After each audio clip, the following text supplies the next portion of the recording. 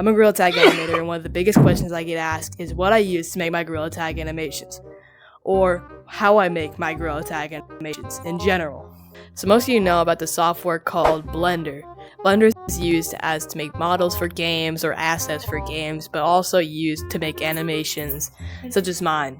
But that is not the main objective for today's video, because in today's video, we're going to be seeing if we can make a Gorilla Tag animation off of mobile. But the only way we can try to make an animation is if we find an app that is just the same thing as Blender in general.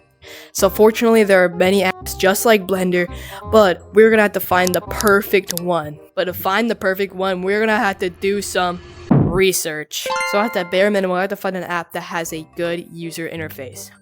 Because if it's horrible and all the buttons are tiny, I'm not just gonna be able to use it, and none of you are probably gonna use it at all either. But also the second bare minimum rule is that they're gonna have to be able to upload FBX files. But that's how we're gonna be able to put the models or the rigs inside of it. But after doing the best research that I can, I think I found the best app that y'all can use. And that app is called AnimateTalk. So I'm gonna show you guys how to install this app, how to make the animation, and how to export it into your own video.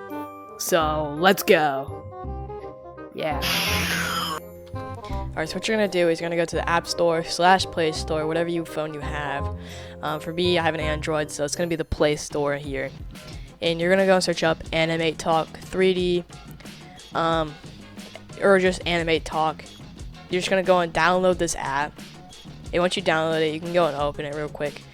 And right here, we can go and create a new project. As you see, I have a couple projects here to test it out. But I'm going to go name this tutorial. And this is what it should look like once you enter inside the app. We have quite a bit of buttons here, but it is really simple. It is really simple and clean. We have the add button, the file button, and the edit button. But we'll get on those buttons in a second. But next we're going to go to the site called Sketchfab. So this is Sketchfab is where you're going to be able to get this rig right here, this FBX rig, to make your animation off of. Link is in the description if you can't find it. So what you're going to do is you're going to go click on download 3 model. You also have to have an account, by the way. So make sure you have an account before you download this. So we're going to go and download it. Download again.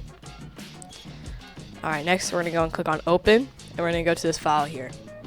And it's going to have it should show this. We can go and extract it. We're going to go and click done. And then, since I have an Android, you can go and follow this here to find a folder or your downloads folder. So we're going to go and go over here. We're going to go and click move to. Move to, and then we're going to move it back to our download folder. Move here. Next, if you go check your download folder, it should be right there. Now, if we go all the way back to AnimateTalk, we can go and click the add button. Then we can go click add 3D model. Then we can go and click on this file button down here.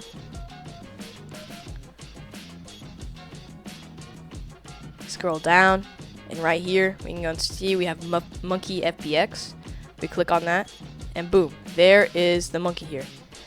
So we could go and get a little bit more closer. Or we can just make the monkey bigger. So we can click on, if we can look under objects, we have the monkey guy right here. Boom, boom. Next we can go and upscale him, make him bigger. And next we can click on this bone button. And right here, it could show us all the bones that it has. So if we go to side view, we can see it a lot more better than the front or the back. But if we click on one of these bones here, we can go and move these bones, rotate them, move them up, move them down. We can move the head, like so. So what I'm going to do right now is I'm going to go and make a waving animation. So we're just going to first set it up before I start animating. And also, before I continue doing this, if y'all want to add a map, and if y'all want to add like a map on this guy, a ground or something like that, you can do the same thing I just did. The thing I just showed you how to import this. Go to Sketchfab, find a map that has the FBX, the .fbx, alright? It has to be .fbx because if it's not going to load it. So do the same thing, extract it, and you can go and import it just like so. So now that I got my rig how I want it, we're gonna go and make the animation. So how you're gonna make an animation is you're gonna see these little buttons here. It's a little plus icon and a little X icon. So what we're gonna do here is we're gonna click on this plus icon, add a keyframe, and then we're gonna go and do this. Boom, it should raise up his arm. Oh my god! And if we're gonna click on this pink button right here, it should move up the arm, like so. So we're gonna do the same thing with this arm, this part of this arm. Here we go. Insert a keyframe, add a keyframe here. And zoom into the timeline and delete the animation if it is not working too well. So yeah, that's how to make an animation. And if you want to go, so once you get finished with the animation, like I just did right now, here it is. here's the whole waving animation. We go and click on. I can't click on anything. I have to click on this X button.